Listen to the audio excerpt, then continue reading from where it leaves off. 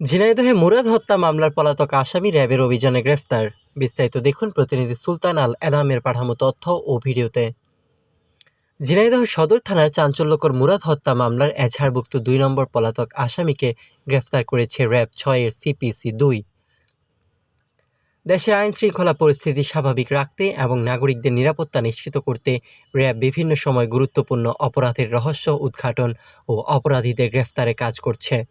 RAB জানায়, বুধবার ৩রা December গোপন সংবাদের ভিত্তিতে র্যাব ৬ এর CPC-2 ঝিনাইদহ ক্যাম্প ও ভাচিয়াড়া ক্যাম্পের একটি যৌথ দল বাগেরহাট জেলার মোল্লাহাট থানাধীন শ্মশানপাড়া ঘাট এলাকায় বিশেষ অভিযান পরিচালনা করে।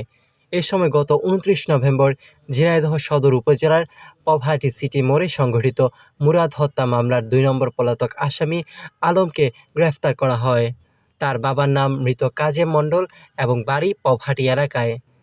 এজাহার সূত্রে জানা যায়, মুরাদের বাবার দেওয়া মাহফিলকে কেন্দ্র করে ১০ দিন আগে মুরাদ ও আলমের মধ্যে বিরোধের সূত্রপাত হয়। মুরাদ দোকানের অবস্থানকালে আলমসহ কয়েকজন অতর্কিত হামলা চালায়। চাকু, হাতুড়ি ও লাঠি দিয়ে এলোপাতাড়ি আঘাতে গুরুতর জখম হয়ে ঘটনাস্থলে নিহত হয় মুরাদ। এই ঘটনায় নিহতের স্ত্রী সাথী বেগম বাদী হয়ে ঝিনাইদহ সদর থানায় হত্যা মামলা দায়ের করেন। গ্রেফতারকৃত আসামিকে আইনি প্রক্রিয়ার জন্য সংশ্লিষ্ট থানায় হস্তান্তর করা হয়েছে। মামলার ৮ নম্বর পলাতক আসামি রাহাত এরই মধ্যে গ্রেফতার হয়েছে।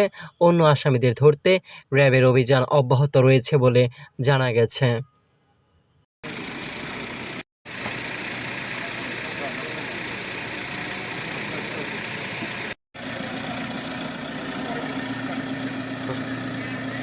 এই ওই সেই